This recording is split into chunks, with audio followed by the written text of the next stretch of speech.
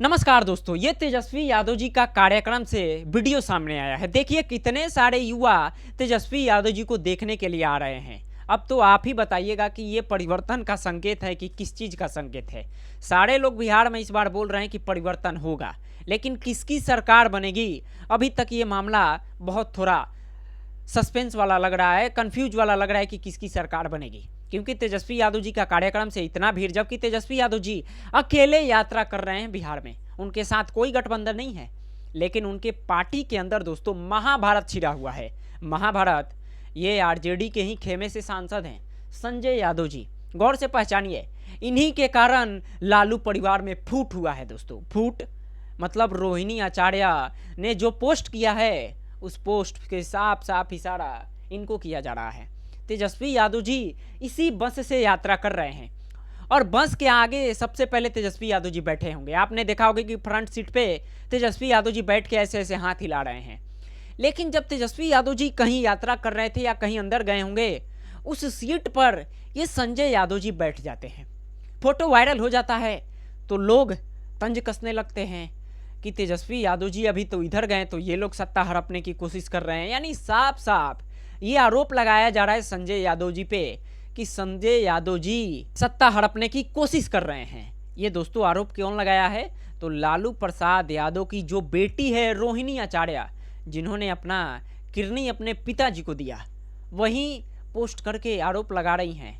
जिसके बाद दोस्तों बवाल हो जाता है। बवाल इतना बढ़ जाता है कि तेज प्रताप यादव जी इसमें कूद पड़ते हैं और बोलते हैं कि जो मेरी बहन का अपमान करेगा उस पर सुदर्शन चक्र चलेगा। कृष्ण भगवान वाला सुदर्शन चक्र चलाएंगे तेज प्रताप यादव जी। दोस्तों विवाद इतना बढ़ गया है कि तेज प्रताप यादव तो गुस्से में ही हैं। साथ साथ तेजस्वी यादव जी बोल दिए हैं कि जो आरजेडी में रहेगा उसको ही टिकट मिलेगा, वही चुनाव लड़ेगा। यानी साफ साफ तेजस्वी यादव जी भी इशारा कर दिए हैं कि तेज प्रताप यादव जी आप तो खत्म, बर्बाद।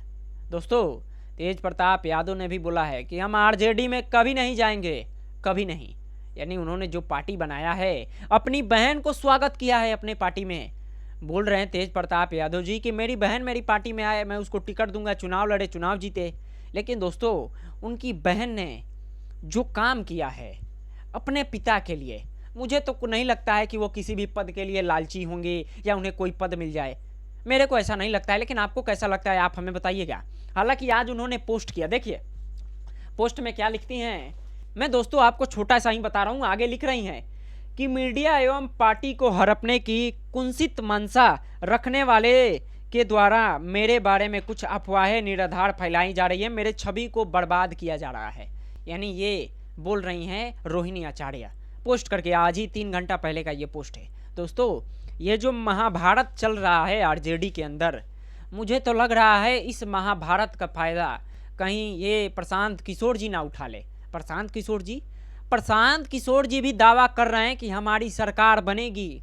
वो भी दोस्तों इतना बड़ा बड़ा खुलासा कर रहे हैं, वो बीजेपी को जिस तरह घेर रहे हैं, खासकर इन्हें जो घेरा है सम्राट चौधरी को, नहीं सम्राट मौर्य, इन पर हत्या का मुकदमा है, ये जेल भी गए हैं। लेकिन अब वो मुकदमा चल रहा है कि नहीं चल रहा है दोस्तों, उसका कोई हमें जानकारी नहीं है। मैं तो खोज रहा था इंटरनेट पे, लेकिन हत्या वाला केस तो मुझे मिला ही नहीं।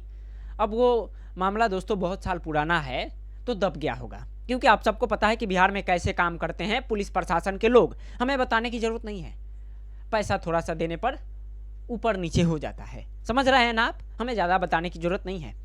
लेकिन प्रशांत किशोर जी का भी लोकप्रियता बढ़ रहा है दोस्तों। मेरे आसपास के लोग पूछ रहे हैं मेरे से कि इस बार तो सत्ता परिवर्तन होगा, लेकिन सत्ता में बैठेंगे कौन लोग, ये आप लोग हमें बताइएगा। क्योंकि तेजस्वी यादव जी का कार्यक्रम में इतने सारे लोग आ रहे हैं, तो मुझे लग रहा है कि कहीं आरजेडी की सरकार ना बन जाए बिहार में। तो फिर देख रहा हूं कि आरजेडी के अंदर महाभारत छिड़ा हुआ है। तेज प्रताप यादव अलग चुनाव लड़ने के मूड में हैं, रोहिणी आचार्य अलग भड़की हुई हैं। पहले वो पूरे अपने भाई को, हर किसी को फॉलो कर रखी थी, लेकिन अब अनफॉलो कर दिया है। मात्र 3 लोगों को ही वो फॉलो करके रखी हैं। देखिए दोस्तों आज का ही ये पेपर है दैनिक भास्कर का, संजय को लेकर लालू परिवार में महाभारत। यानी यही आरजेडी के सांसद हैं संजय यादव जी, इन्हीं को लेकर। मैंने आपको पहले ही बताया कि जिस बस से तेजस्वी यादव जी यात्रा कर रहे हैं, उस बस के अंदर पहले सीट पे तेजस्वी यादव जी फ्रंट बैठ के ऐसे ऐसे हाथ हिला रहे हैं। तेजस्वी यादव जी कहीं गए होंगे, वो बैठ गए, फोटो वायरल होता है, सब लोग गुस्से में आ जाते हैं, बोलते हैं कि सत्ता हड़पने की कोशिश कर रहे हैं। खासकर दोस्तों सबसे ज़्यादा अगर कोई भड़का हुआ रहता है तो तेज प्रताप यादव।